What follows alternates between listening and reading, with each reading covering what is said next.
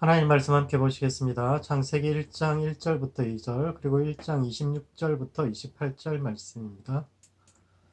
창세기 1장 1절부터 2절 말씀 먼저 읽어드리겠습니다. 태초에 하나님이 천지를 창조하시니라. 땅이 혼돈하고 공허하며 흑암이 깊음 위에 있고 하나님의 영은 수면 위에 운행하시니라.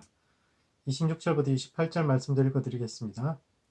하나님이 이르시되 우리의 형상을 따라 우리의 모양대로 우리가 사람을 만들고 그들로 바다의 물고기와 하늘의 새와 가축과 온 땅과 땅에 기는 모든 것을 다스리게 하자 하시고 하나님이 자기 형상 곧 하나님의 형상대로 사람을 창조하시되 남자와 여자를 창조하시고 하나님이 그들에게 복을 주시며 하나님이 그들에게 이르시되 생육하고 번성하여 땅에 충만하라 땅을 정복하라 바다의 물고기와 하늘의 새와 땅에 움직이는 모든 생물을 다스리라 하시니라. 아멘. 창세기는 세상의 시작과 신앙의 출발이 어디인지를 이야기하는 책으로서 삶의 방향성을 잃어버린 사람들이 자신의 위치를 발견할 수 있는 기준점의 역할을 해주는데 창세기 1장 말씀이 오늘을 살아가는 우리의 삶과 신앙에 던지는 의미가 무엇인지에 대해 함께 생각해 보는 시간을 갖도록 하겠습니다. 첫 번째, 처음을 돌아보아야 합니다. 창세기 1장 1절을 히브리어로 읽으면 베르시트 바라 엘로힘 엣 하샤마임 엣 하아레스인데 이는 머리들에 창조하셨다. 하나님께서 하늘들과 땅을인데 이 7단어를 하나하나 살펴보면 첫 번째 머리들에라는 단어가 나옵니다. 창세기의 첫 단어인 태초가 원어로는 베레시트인데 베는 어디에이고 레시는 머리 그리고 트는 복수형인데 이를 연결하면 머리들에라는 뜻이 됩니다. 원래 머리는 최고라는 뜻도 있고 시작이라는 뜻도 있는데 왜냐하면 아이가 나올 때 머리부터 나오기 때문이요. 문맥상 최고라는 뜻보다는 시작이라는 뜻이 더 어울리기 때문에 처음들의 시작들의 라고 번역할 수 있습니다. 우리말 번역 태초라는 말에는 복수형이 드러나 있지 않지만 원문은 머리들이라는 복수형으로 쓰여져 있는데 이는 창세기가 단지 세상의 시작에 관한 이야기가 아니라 사람의 시작, 죄의 시작, 민족의 시작, 구원의 시작, 하나님 백성의 시작 등 여러 가지 시작에 관한 이야기를 담고 있기 때문입니다. 사실 베레시트가 문장의 첫 단어라는 것은 문법적으로는 틀을 깬 것입니다. 원래 히브리어는 독립된 주어가 없고 동사의 어미 변화를 주어서 주어를 표현합니다. 예를 들어서 카타브라는 말이 글을 쓴다는 뜻인데 여기에 t를 붙여서 카타브티가 되면 내가 글을 쓰는 것이고 카타브트가 되면 당신이 글을 쓰는 것이고 카타브는 그가 쓰는 것이 됩니다. 그리고 히브리어는 문장이 항상 동사로부터 시작합니다. 따라서 정상적인 어순을 따른다면 그가 창조하셨다. 태초에 하늘과 땅을 이라는 순서가 되어야 하는데 태초에라는 단어를 가장 앞에 세움으로써 이 단어가 강조되고 있습니다. 히브리어에서 책의 첫 단어는 그 책 전체의 내용을 포괄하는 책 제목이 되기도 하는데 창세기의 첫 단어가 처음이라는 것은 그것을 기억하라는 것입니다. 인생에서 길을 잃었을 때, 어디로 가야 할지 모를 때, 신앙이 시작되었던 그곳, 하나님을 처음 만났던 그곳으로 돌아가 그분이 어떤 분인지를 묵상함으로써 우리의 삶과 신앙을 다시 시작할 수 있는데 본문은 그 하나님을 엘로힘으로 먼저 소개하고 있습니다. 엘로힘을 개신교 성경에서는 하나님이라고 번역하고 가톨릭 성경에서는 하느님이라고 번역하는데 사실 하느님에 더 가까운 번역입니다. 하느님은 하늘님으로부터 온 말로서 지극히 높은 곳에서 온 세상을 굽어 살피는 하늘이란 존재를 섬기던 우리 민족 고유의 신앙을 차용한 단어인 반면 하나님이란 단어는 오직 하나이신 하나님, 즉 유일신 사상을 표현한 단어입니다. 성경에는 하나님의 이름으로 엘로힘과 여호와라는 두 가지 단어가 히브리어로 사용되는데 여호와는 나는 스스로 있는 자라는 뜻으로 절대자이자 유일하신 분이라는 의미에서 우리 번역 하나님에 가까운 번역인 반면 엘로힘은 원래 가나안 만신전의 최고 신이었던 에로의 복수형으로 지극히 높으신 하나님이라는 뜻이며 따라서 하느님에 가깝습니다. 그렇다면 왜 성경은 가나안 신의 이름을 빌려서 우리 하나님을 표현하고 있을까요? 옛사람들은 이름이 존재의 본질을 담고 있다고 생각했는데 처음부터 하나님의 본질을 담고 있는 여호와라는 이름으로 통일하지 왜 가나안 신의 이름에 빗대어서 하나님을 설명했을까요? 왜냐하면 아직 그들이 하나님의 본질을 이해할 수 있을 정도로 영적으로 성숙하지 못했기 때문이요. 또한 인간은 언제나 비유를 통해서 하나님을 이해할 수밖에 없기 때문입니다. 유한한 인간이 무한한 하나님을 다 이해할 수 있을까요? 우리 인간이 하나님을 다 이해할 수 있겠습니까? 그럴 수 없습니다. 흔히 하나님을 아버지라고 부르는데 이는 아버지의 빗대어서 아버지의 비유에서 하나님을 이해하는 겁니다. 그런데 어떤 사람에게 아버지는 나를 전적으로 믿어주고 받아주는 좋은 분이지만 어떤 사람에게 아버지에는 돌아보기도 싫을 만큼 나쁜 분, 나쁜 기억일 수 있습니다. 따라서 어떤 것에 비유하든지 우리의 비유는 늘 불완전할 수밖에 없지만 그럼에도 불구하고 엘로힘은 눈에 보이는 세상이 전부가 아니라 보이지 않는 하늘 저 너머에서 모든 것을 보시고 다스리고 계시는 주관자 하나님에 대한 인식이 모든 사람들에게 보편적으로 있으며 그러한 사람들의 신인식으로부터 선교가 시작될 수 있음을 보여줍니다. 성경이 엘로힘이란 그 단어를 차용하면서 그들에게 하나님이 어떤 분인지를 설명하기 시작한 거죠. 그런 점에서 선교라는 것은 엘로힘에 대한 인식을 가진 사람들에게 여호와 하나님을 소개하는 과정이라고도 할 수 있는데 이 부분에서 창세기 1장 1절과 2장 4절은 재미있는 차이를 보여줍니다. 창세기는 두 가지 창조 이야기가 나오는데 1장부터 2장 3절까지는 하나님의 이름을 엘로힘으로 쓰는 반면 2장은 여호와 하나님으로 씁니다. 그런데 그 전환점이 되는 2장 4절 하반절에서 또 한 가지의 차이점이 나는데 엘로힘 하나님은 1장 1절에서 하늘들과 땅을 창조한 반면 여호와 하나님은 2장 4절에서 땅과 하늘들을 창조하셨다라는 겁니다. 고대 사람들은 순서와 질서에 매우 민감하기 때문에 단어의 순서가 바뀌었다는 것은 분명 어떤 이유가 있는 것인데 하늘과 땅 그리고 땅과 하늘에는 어떤 차이가 있을까요? 대개 사람들은 하늘을 땅보다 먼저 둡니다. 일반적으로 천지창조라고 이야기하지 지천창조라고 하지 않습니다. 땅은 사람들이 살아가는 삶의 터전이지만 그것은 인간들의 대지고 하늘은 신들의 거처요 더 높은 차원을 뜻합니다. 히브리 원문에서 땅은 늘 단수인 반면 하늘은 늘 복수형 즉 하늘들이라고 표현되어 있는데 이는 하늘은 하나가 아니라 최소한 3개 이상이라고 생각하기 때문입니다.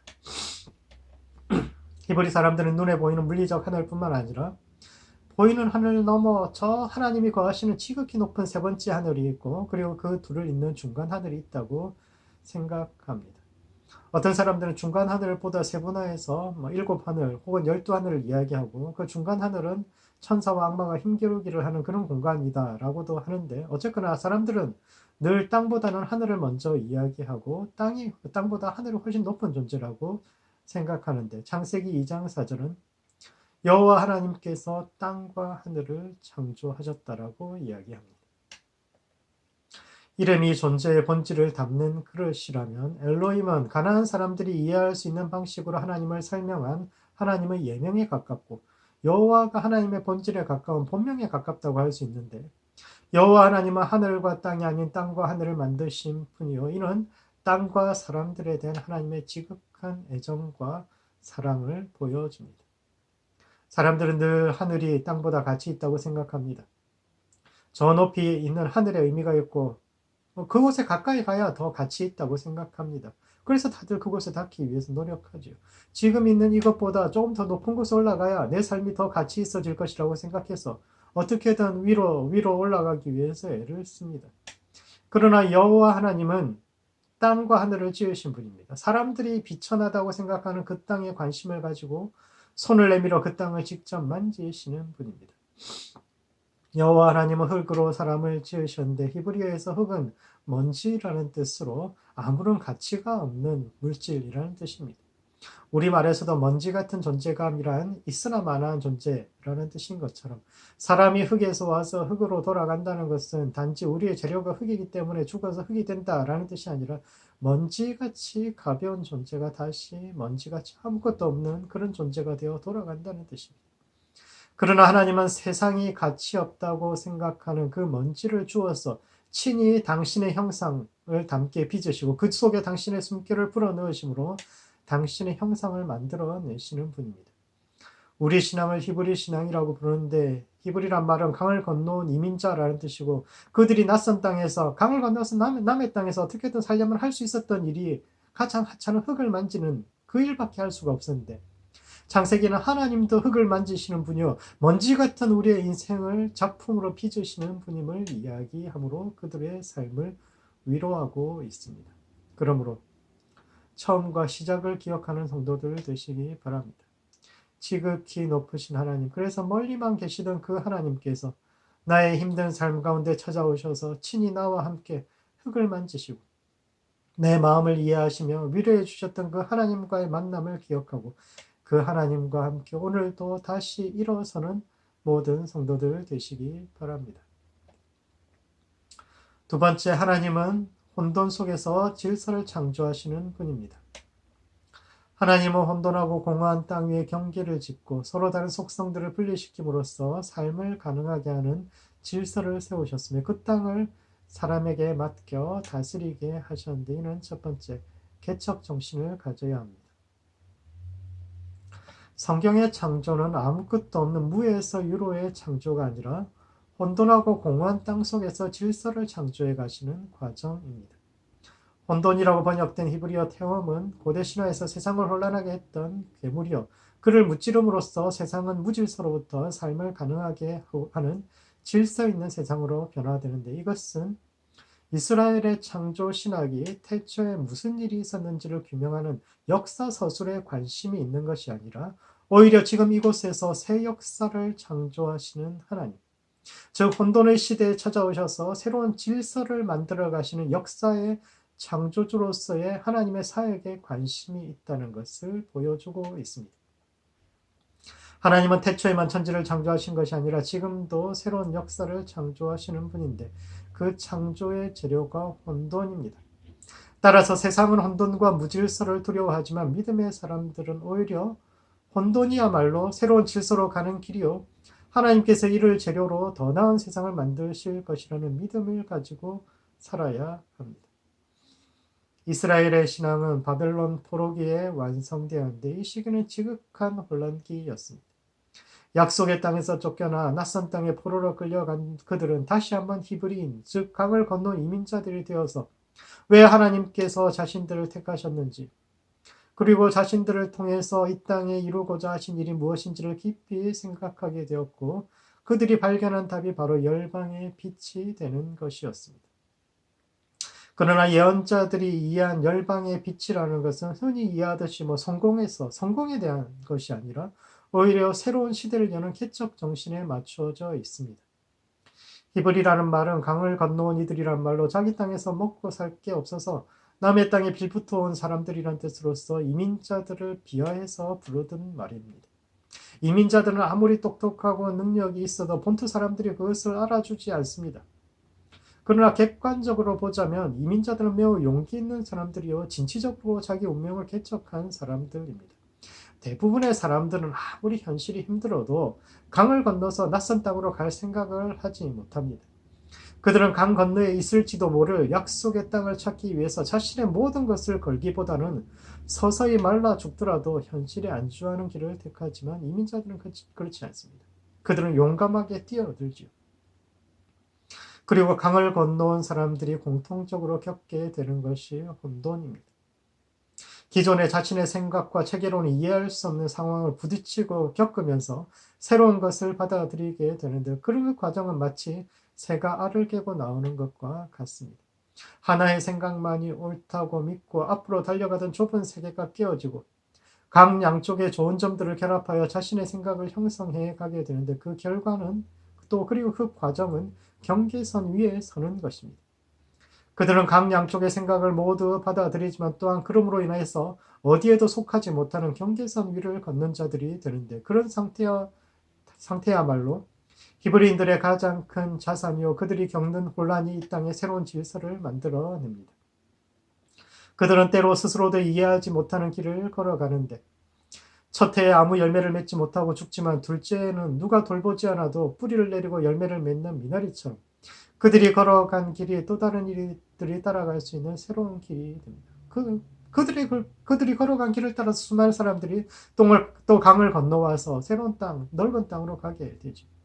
따라서 삶이 혼돈 속으로 들어갈 때 당황하기보다는 하나님께서 새롭게 창조하실 더 큰 세상을 바라보며 개척 정신을 가지고 앞으로 걸어가야 합니다. 하나님은 지금도 역사를 창조하시는 분이요 내 삶에서 새로운 일을 시작하시는 분입니다. 두 번째, 긍휼의 시선으로 세상을 보아야 합니다. 하나님은 당신이 만든 세상을 아담에게 맡기시면서 땅에 충만하라, 땅을 정복하라고 하셨는데 이것은 단지 숫자가 많아지고 자기를 반대하는 모든 이들을 물리치라 이런 뜻이 아닙니다. 하나님께서 6일간 세상을 지으시면서 매일 마지막으로 하신 말씀이 하나님 보시기에 좋았더라 라는 것인데 하나님은 무엇이 그렇게 좋으셨을까요? 창조의 과정은 무질서한 세상 속에서 질서를 세워가는 과정입니다. 하늘과 땅을 나누고 궁창위와 궁창 아래를 나누며 바다와 육지를 나누어 각자가 살아갈 수 있는 터전을 만들어주는 과정입니다. 창조가 진행될수록 이 땅은 서로 다른 생명들이 각자의 삶을 살아갈 수 있는 울타리가 세워졌는데 사람은 세상이 그와 같이 계속 유지될 수 있도록 운영하는 책임을 맡은 겁니다. 그런 점에서 청지기적 사명이라는 것은 인간이 세상의 주인이 되어서 하고 싶은 대로 마음껏 하며 살아가는 것이 아니라 섬세한 조율자가 되어서 세상을 돌보는 것인데 그 청지기에게 가장 필요한 요소가 긍휼의 시선입니다. 오늘날 세상에서 가장 살기 좋은 나라, 사람들이 가장 살고 싶어하는 나라 중에 하나가 미국인데 왜냐하면 이민자의 나라이기 때문입니다. 이민자의 나라란 곧 히브리인들의 나라라는 뜻입니다. 히브리인들이 약속의 땅에 나라를 세우면서 꿈꾸었던 건국정신, 성경의 건국정신이 또 다른 이민자들에게도 같은 기회를 줄 수 있는 열린 나라를 만드는 것이요. 그것을 오늘날의 용어로 하면 아메리칸 드림입니다. 미국이 그래도 다른 나라에 비해 새로운 신참자들에게 열려있는 이유는 이 땅에 살아가는 이들 모두가 그리 멀지 않은 과거 이민자로 살았던 경험이 있기 때문입니다. 그들의 조상이 모두들 자신의 땅에서 먹고 살 것이 없어서 강을 건너 낯선 땅에 건너와서 힘겹게 살아남기 위해서 투쟁했고 그런 그들에게 미국은 기회를 주었습니다. 오랜 전통이 자리 잡고 있던 나라라면 주어지지 않았을 기회가 새로운 나라였기 때문에 주어졌고 그렇게 꿈을 이룬 이들이 자신의 성공으로 그치지 않고 또 다른 낯선 이들 역시 자신들처럼 이 땅에서 기회를 찾게 해야 한다는 정신이 아직도 이 땅 가운데는 어느 정도 남아있기 때문입니다. 그리고 이것이 우리가 이민자로서 이 땅에서 배워야 할 점입니다.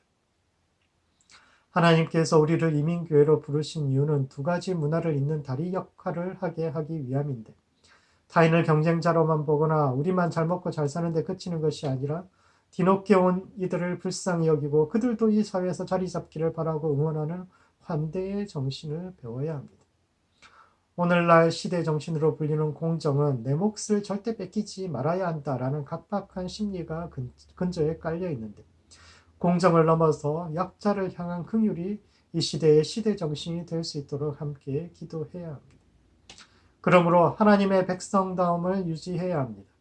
하나님의 백성다움이란 교회 잘 나오고 성경 열심히 읽고 이런 것이 아니라 삶에서 개척 정신을 가지고 용감하게 혼돈 속으로 발걸음을 내디디며 또한 우리와 같은 또 다른 고난 가운데 있는 이들을 향한 긍휼한 시선을 잊지 않는 것인데 이와 같은 백성다운 하나님 백성 되는 모든 성도들 되시기 바랍니다. 말씀을 정리하겠습니다.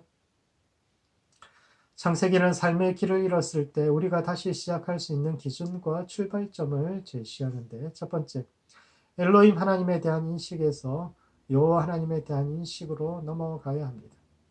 우리의 믿음이 지극히 높으신 하나님에 대한 지식적인 알매서 흙을 만지시는 하나님, 즉 낮고 천한 자리에 오셔서 우리와 함께 하시는 여호와 하나님과의 개인적이고 친밀한 관계로 나아가야 합니다. 두 번째, 개척 정신과 긍휼의 정신을 가진 교회가 되어야 합니다. 혼돈을 재료로 새로운 질서를 창조하시는 하나님과 함께 내 삶의 새로운 챕터를 열어가며 공정을 넘어 긍휼이 시대 정신이 될 수 있도록 기도하는 모든 성도들 되시기 바랍니다. 기도하시겠습니다.